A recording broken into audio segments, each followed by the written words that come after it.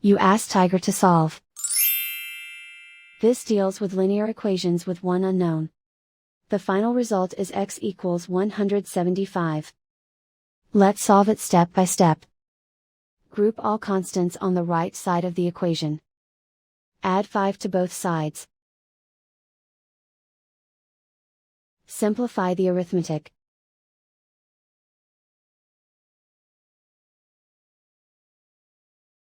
Isolate the m.